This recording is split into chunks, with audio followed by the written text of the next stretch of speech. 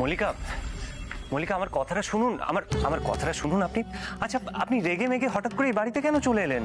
আজ রাতটা তো আমাদের ও বাড়িতেই থাকার কথা ছিল। আপনি ওই বাড়িতে আমার মায়ের মর্যাদা রাখতে খেয়েছেন, ব্যাস তাতেই হচ্ছে। ওই বাড়িতে রাত কাটানোর আর কোনো দরকার নেই। বাবা, আপনার যে এত মেজাজ সেটা তো জানতাম না। আর আপনি যে এত অপমান সহ্য করতে পারেন শুধুমাত্র অন্য লোকের কথা ভেবে, সেটাও আমার জানা ছিল না। আমার দাদা আপনাকে যা নয় তাই বললো। কি সব!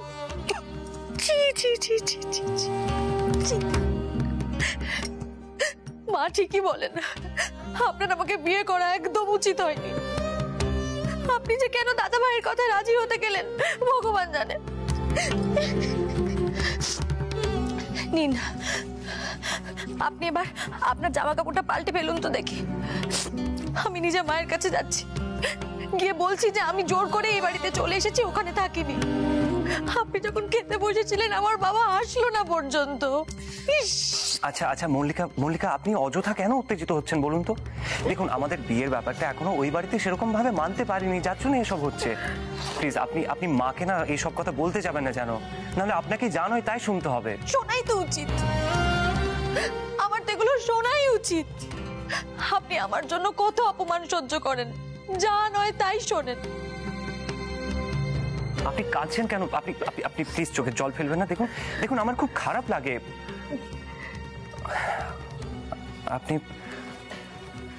আপনার চোখে জল দেখলে মনে হয় আমি আপনাকে ভালো রাখতে পারছি না।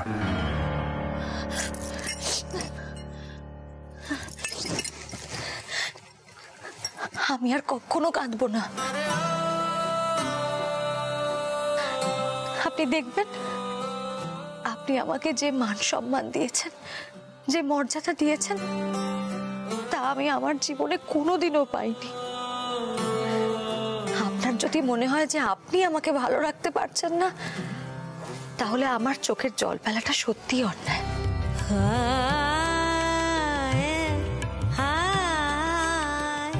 একটা কথা বলবো? আমি বোধহয় কোনো ভালো কাজ করেছিলাম, যার জন্য আপনি আমার জীবনে এসেছেন বন্ধু হয়ে। আমি আজ সন্ধেবেলায় বেরোবো গান করতে। আসলে একটা অফার পেয়েছিলাম, মানে সকালবেলাতে অফারটা এসেছিল, কিন্তু যেহেতু অষ্টমঙ্গলায় ও বাড়িতে থাকার কথা ছিল, যার জন্য আমি অফারটা নিইনি। কিন্তু আমি এখন নিয়ে নিচ্ছি। আপনি মল্লারদাকে যে কথাটা দিয়েছেন, সেই কথার অন্যথা হবে না।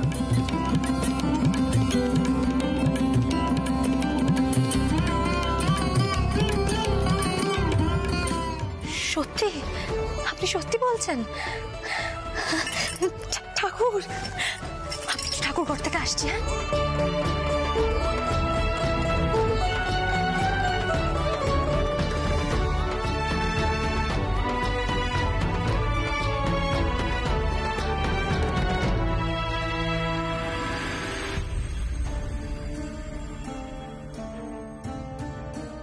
হ্যাঁ,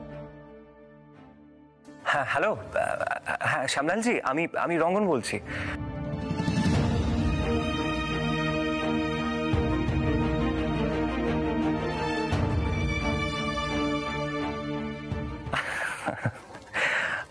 সুরমণ্ডলের ছেলে তো কি হয়েছে স্যার, প্রয়োজনে তো বিয়ে বাড়িতেও গাইতে হবে।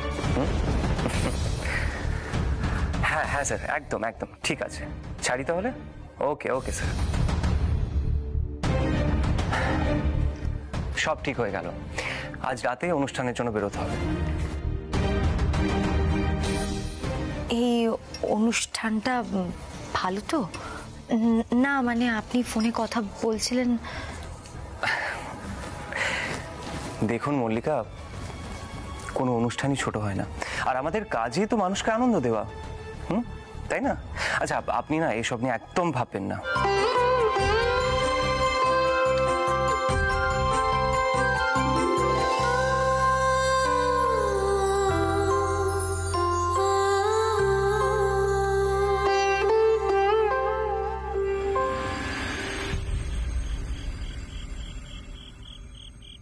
মা তুমি আমাকে একটা কথা পরিষ্কার করে বলো তো, শ্বশুর বাড়ি গিয়ে অষ্টমঙ্গলাতে এক রাত কাটিয়ে আসাটাই তো নিয়ম। হ, এইটাই নিয়ম, কিন্তু এগুলি তো স্ত্রী আচার, অত করা হয় না। তা তুই এরকম করে ভাবতেছস কেন? এইটা কি কইলা মা, তুমি তো বর্ণ পরিচয় পড়োই নাই। ই হইল গিয়া শাশুড়ি, এইটুকুনি খুদ বার করবো না, এইটা তো করতেই হইব। বাবা, ও, ও বাবা, তোমার আবার কি হইল? বাবা আমি একটু বেরোচ্ছি, আমার ফিরতে একটু রাত হবে। রাত হইব? ফিরতে রাত হবে মানে? তুই খুব ভালো করে জানিস যে মেয়েদের রাত করে বাড়িতে ফেরা আমি একদম পছন্দ করি না রাই। ফিরতে রাত হবে, দাদাকে গিয়ে বল নিয়ে আসবে। সে তো আর অষ্টমঙ্গলায় এক রাতে শ্বশুর বাড়িতে কাটাতে পারলো না, চলে এসছে। কি কইলাম মা, তুমি রাম 2 3.5 কইরা মিলায় নিও, শুধু পারবো এইটা। মা দাদা কোথায় আনতে যাবে? দেখো আমার একটা বন্ধু আছে, সে বলেছে আমাকে বাড়িতে দিয়ে যাবে। আর মা তুমিও পারো বটে, এখন তো বৌদি আছে, বলো দাদাকে একটু বৌদির সাথে সময় কাটাতে দাও না। তোমার দাদা বৌদির সঙ্গে সময় কাটানো ছাড়া আর বাকি কি করে আমাকে একটু বলতে পারো? কি জানি বাবা, রঙ্গন ওই মেয়েটার মধ্যে কি যে দেখলো কে জানে। যেটা তোমার মধ্যে আমি প্রথম দেখছিলাম। এই একদম বাজে কথা বলো না তুমি। মা, মা, আরে বাপ রে বাবা, মা দেখতেছো খোকনের কাঁধে গিটার উঠছে, বিয়ের পর সুর লাগছে খোকনে। তো খোকন কোথায় যাও? বাবা আমার একটা ফাংশন আছে আজ, সেই জন্যই তো রাতে বাড়িতে থাকতে পারলাম না। ডার্লিং, আমাকে আশীর্বাদ করো তুমি, যেন আমার ফাংশনটা খুব ভালো হয়। মামা দাদা তোর ফাংশন আছে, তুই আগে বলিসনি তো?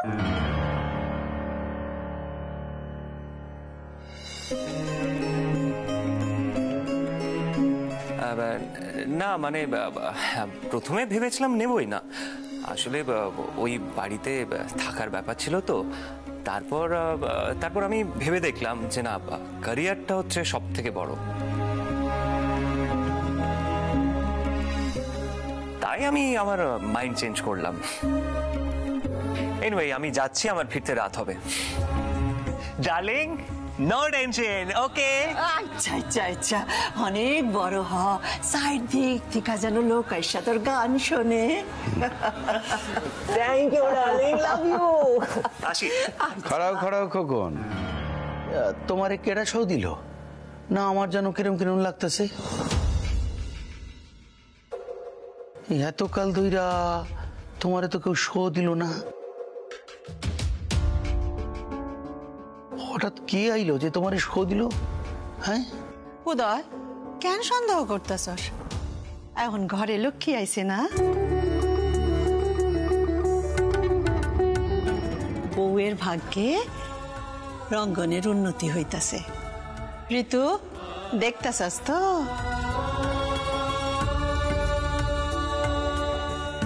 হ্যাঁ, এইখান মানা যায়, এইখান ঠিক আছে। না হইলে এইরকম বেসুরে কে ফাংশন দিব কাও? বাবা, তোমার তো চিরকাল আমাকে বেসুরে লাগে। যেদিন নাম করব না, সেদিন সেলফি তোলার জন্য লাইন দেবা, সেদিন বুঝবে তুমি।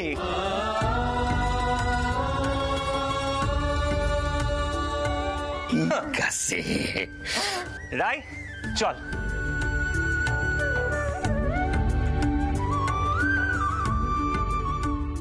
মা, একটু হাসো, একটু হাসো। হাসছি তো। কোথায় হাসছো?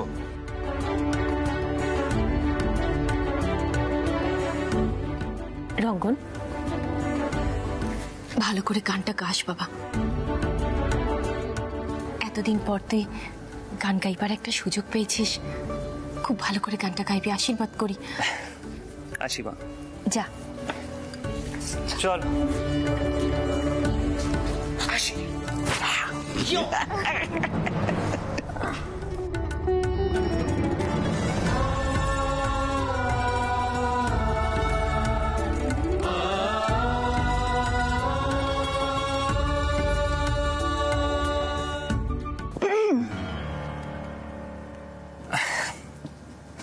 আসি।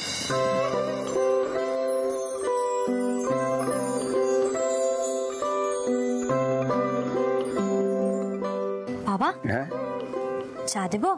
হ্যাঁ, চায়ের ব্যাপারে আমার কোনো না নাই। ওই মা তুমি খাইবে? ঠামামের জন্য চাই এইখান কইতে পারবো না। আর যদি চায়ের জন্য জিগাও তাহলে কইব খাইব না, আর যদি না জিগাও তাহলে কইব জিগাইলই না, কিছুই মনে করে না আমার। আমি এর মধ্যে নাই বাবা।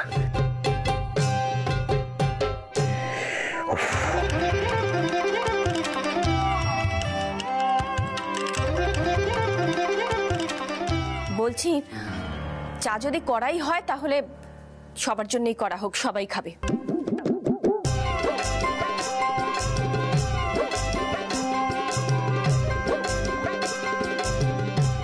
শোনো, সব সময় আমার দোষটাই চোখে পড়ে না, আমার কোনো গুণ কোনোদিন তুমি দেখতে পাও না, সবেতেই আমার দোষ আমার দোষ। নিজের ছেলের দোষটা দেখতে পেলে না? কি কি আবার দিন দিন কিরকম বইয়ের আঁচল ধরা হয়ে যাচ্ছে।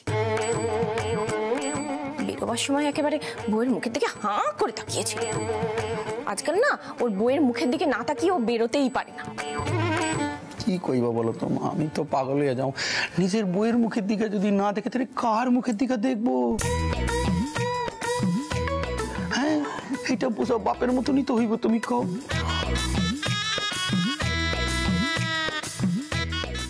ঋতুরানী, কইতাছি কি হিংসা হইতাছে নাকি? হিংসে? হ, মা তুমি যে কি বলো না আমি বুঝতে পারি না। ওই এক ফোঁটা মেখে দেখে নাকি আমি হিংসে করবো? সত্যি মা, তুমি না যত সদ্দূর আমার ভালো লাগে না। কি বুঝলি? ঋতুর 18 হইতে এখনো সময় লাগবে।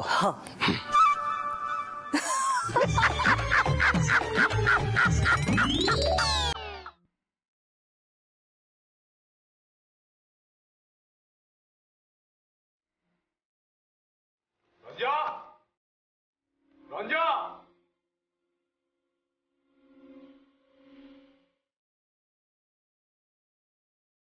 কি ব্যাপার? ডাকছি কানে যাচ্ছে না?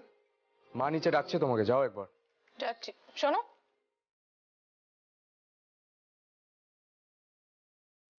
হেরিটেজ ক্লাবে আমার একটা ইনভিটেশন আছে, পার্টি ইনভিটেশন।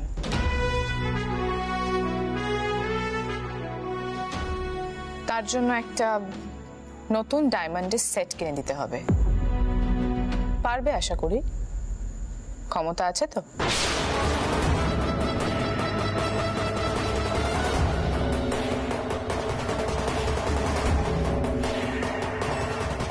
তুমি কোন দিকে ইঙ্গিত করছো সেটা না বোঝার মতো বোকা আমি নই। আমি বেশ করেছি, রঙ্গনকে অপমান করেছি। ভুলটা কি বলেছি? আরে কি যোগ্যতা আছে তোমার ভাইয়ের? মিনমিনে একটা ছেলে মল্লিকাকে সামনে দাঁড় করিয়ে নিজের জীবন তৈরি করতে চাইছে। এই যে মল্লিকা এত বড় বড় কথাগুলো বলে গেল, কোনোদিনও সত্যি হবে না।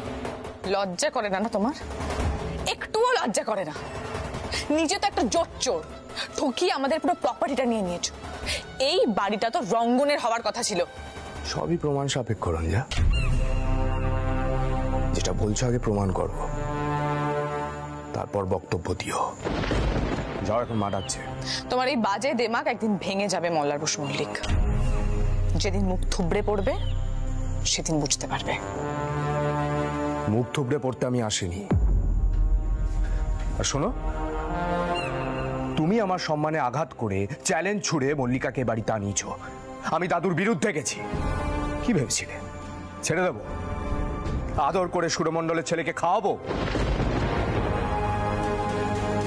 আমিও দেখব মল্লিকার কথা কি করে থাকে। বরকে নিয়ে বেশি আদিক্ষেতা। দুদিনে টের পাবে এই বিয়েটা করে কি ভুলটা করেছে।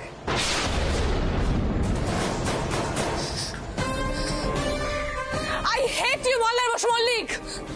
I hate you. তুমি ঠিক শিক্ষা পাবে। রঙ্গন তোমাকে ঠিক জবাব দেবে।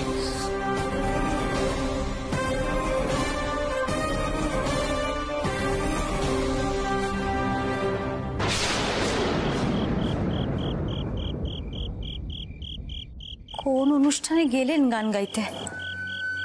এখনো ফিরলেন না যে?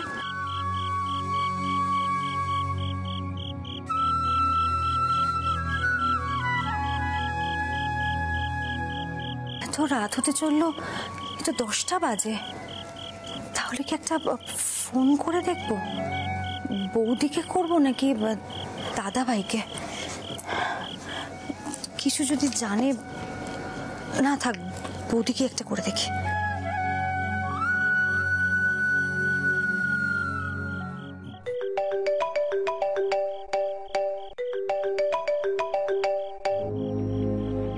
হ্যালো। হ্যালো বৌদি, আমি মল্লিকা বলছি। হ্যাঁ মল্লিকা, বলো। সব ঠিক আছে তো? তোমরা চলে গেছো বলে শাশুমা খুব আপসেট হয়ে পড়েছিল, কিন্তু তোমরা যা করেছো একদম ঠিক করেছো। মহল্লা যেভাবে তোমাদেরকে অপমান করলো। আচ্ছা, রঙ্গন কোথায়? উনি তো একটা অনুষ্ঠানে গেছেন গান গাইতে। আর ওই এখনো না উনি বাড়িতে ফেরেননি। আসলে অনেক রাত হয়ে গেছে তো, ওনার ফোনটাও বন্ধ। এবার আমি এখন কোথায় খবর নেব কিছু বুঝতে পারছি না। রাইও বাড়িতে নেই, ও বলেছে যে ওরও ফিরতে দেরি হবে। তাই ভাবলাম তোমাকে একটা ফোন করে দেখি। দাঁড়াও দাঁড়াও দাঁড়াও মল্লিকা, অনুষ্ঠান পেয়েছে মানে? এত তাড়াতাড়ি রঙ্গন কোন অনুষ্ঠান পেল? না মানে ও তো নিয়মিত গান টান করে না অনুষ্ঠানে, তাই। তা তো ঠিক জানি না। উনি তো বাবা মাকে বলেই গেলেন যে উনি অনুষ্ঠানে গান গাইতে যাচ্ছেন। আর আমাকেও বললেন আমি দাদাকে যে কথা দিয়েছি সেটা রাখতে পারবো। বৌদি, ওনার কোনো বিপদ টিপদ হলো না তো? আমি যখন কি করব কিছু বুঝতে পারছি না। আমি কি একবার দাদা ভাইকে একটা ফোন করব? না না মল্লিকা, আমি বলছি কি তুমি তুমি চিন্তা করো না। দেখো অনুষ্ঠানে গেছে তো রাত হতেই পারে, তুমি আরেকটু কিছুক্ষণ দেখো, তারপর যদি খুব বেশি রাত হয় তখন না হয় আমরা গিয়ে দেখব। আমি আহিরকে যেটা জানানো সেটা জানিয়ে দেব। রঙ্গন যে তোমার সম্মান বাঁচানোর জন্য এই চেষ্টাটা করছে না, আমার খুব ভালো লাগছে। যাই হোক মল্লিকা, তুমি টেনশন করো না আর ভয় পেও না, রঙ্গন চলে আসবে। রাখি।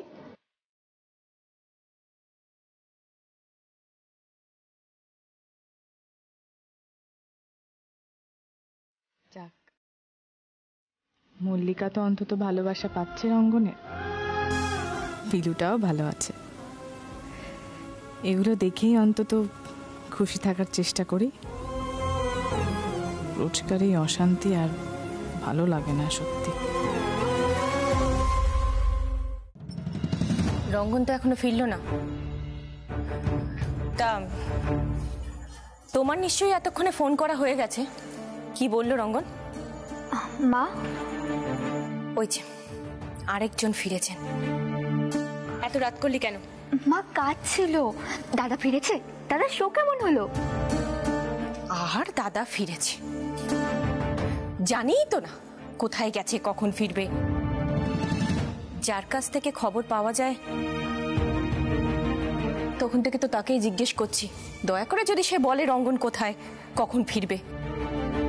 ওনার ফোন বন্ধ। বাহ, চমৎকার।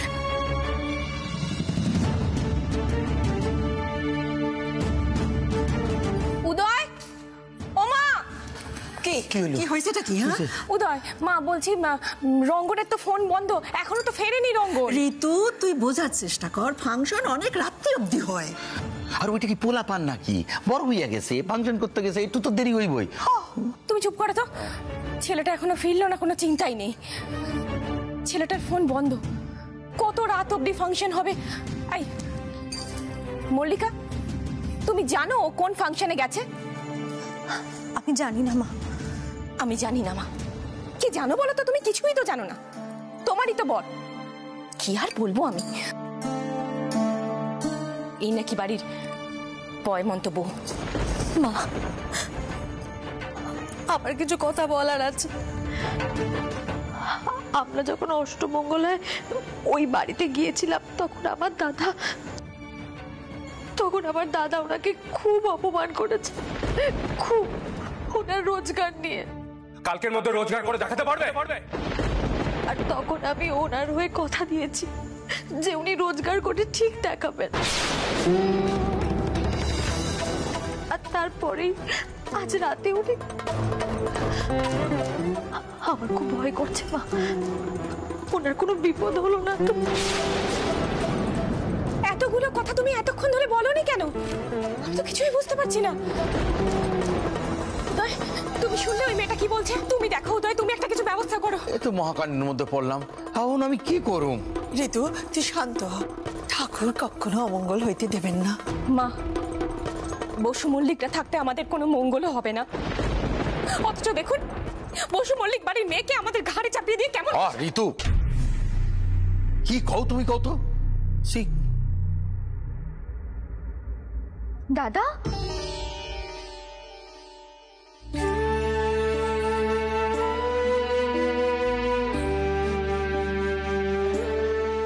রঙ্গন, রঙ্গন তুই কোথায় গিয়েছিলি? এত রাত হলো কেন তোর? তুই তুই ঠিক আছিস তো রঙ্গন? সত্যি কি তোর কোনো অনুষ্ঠান ছিল নাকি কিছুই ছিল না? শুধুমাত্র ওই মেয়েটার কথা রাখার জন্য তুই এমন কোনো কাজ করেছিস যে কাজ করার তুই যোগ্যই নয়? বল আমাকে, উত্তর দে, বল।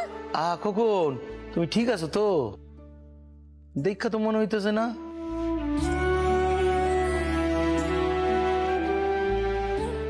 দাদা চুপ করে আছিস কেন? কিছু বল। বাবা, মা, আসলে আমি একটা বিয়ে বাড়িতে গান গাইতে গিয়েছিলাম।